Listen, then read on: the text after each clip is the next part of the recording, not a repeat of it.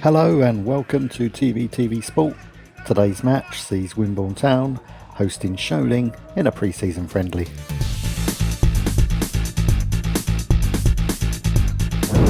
If you're interested in advertising to between 1,000 and 2,000 like-minded people each week, get in touch via the methods below. It was a blend of youth and experience again for Wimborne today, and this is how they lined up.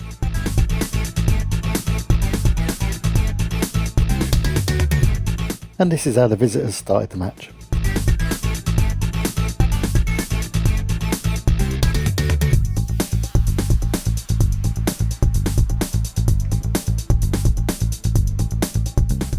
I feel like I should be inserting some kind of Chariots of Fire type music here, but I'll stick with Old Faithful. We also have Greg Dixon in the crowd, radio legend, but rocking up as the Sholing secretary tonight. Let's get this show on the road. It's Wimborne v Sholing, and it's brought to you by TBTV.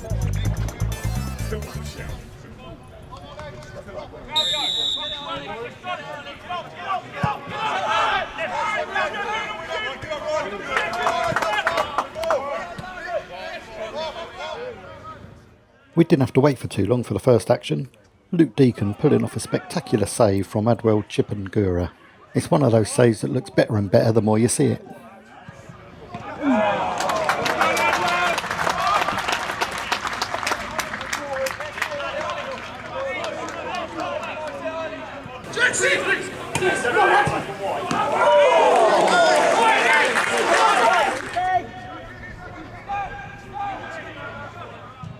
However, after a really bright start from the Magpies, there was nothing that Deacon could do with this strike from Adwell.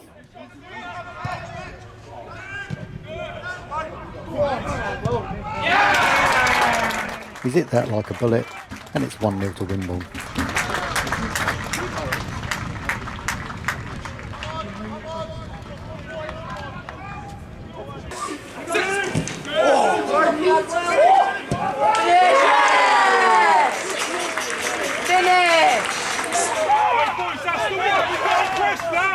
The first 15 to 20 minutes were really dominated by Wimborne. Adwell was a constant threat on the right and popping up through the middle, but the Sholing rearguard stood firm and repelled the chances.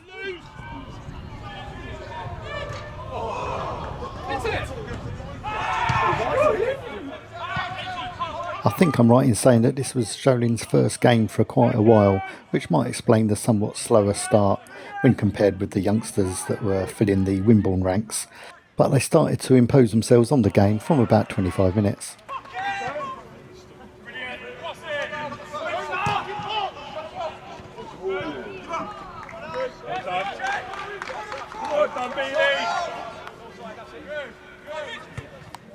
This challenge unfortunately led to Alex Cole having to leave the pitch, as well as the obvious discomfort in his ankle. There was a fair bit of blood on his knee as well.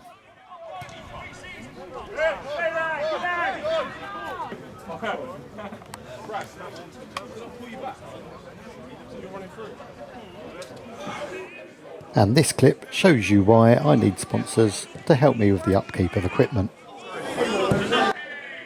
Come on folks, someone do me a favour. Whilst I was trying to gauge from a distance the damage to my equipment, this happened at the other end, hence why I've got a really dodgy sunset inspired shot. 1-1, Connor Whiteley.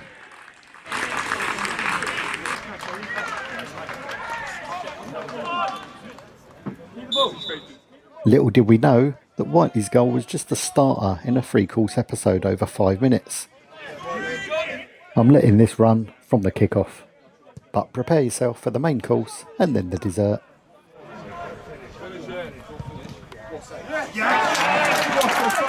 That's Adwell again with his second of the match, finishing with some real composure. And I can't show you the replay from the other angle because the camera was pointing up in the air.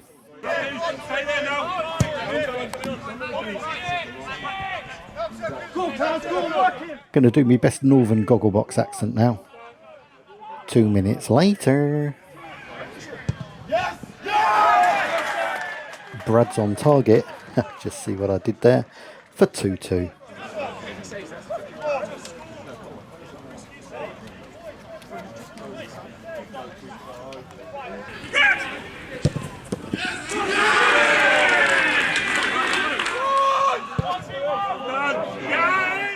The Magpies attempted to resurrect their lead before half-time, but ultimately Luke Deacon and the defence in front of him stood firm.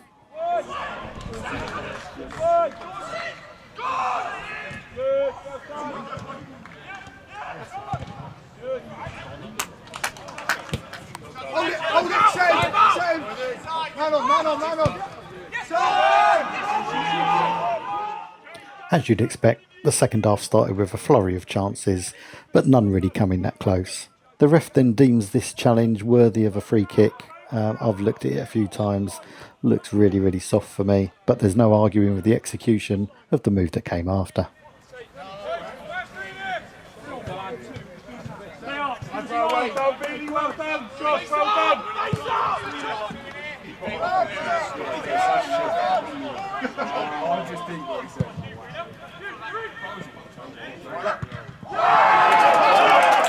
Now that, my friends, is as fine a goal as you're likely to see. In the words of Andy Gray, "Dickaboo, son."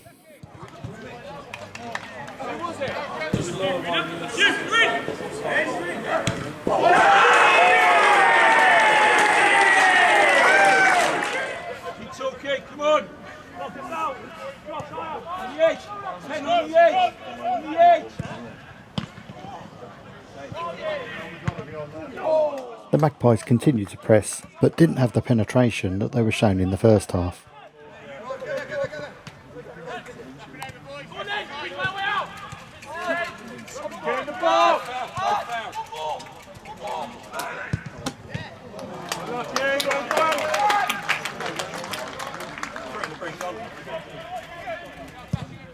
Rafa Ramos came on for the visitors and immediately started causing problems.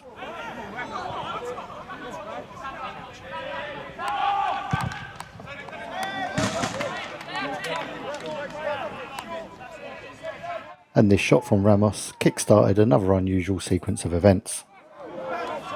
Now, I usually judge a referee's performance on whether I've noticed him, and let's just say that I noticed him, the managers noticed him, the players noticed him, and the crowds noticed him, and leave it at that. Definitely a penalty, no issues with that. Probably encroachment, but last minute of a friendly, come on mate.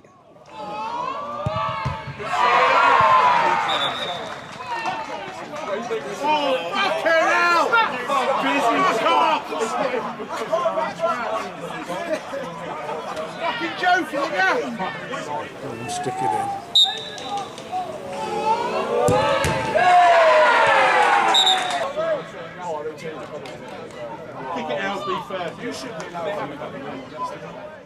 So we try again, with people urging Herbert to miss the target on purpose. Only Claudio knows. Take it again!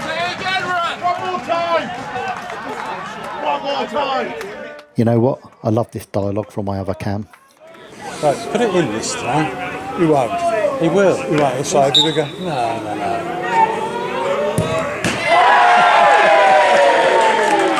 Well, neither of us will.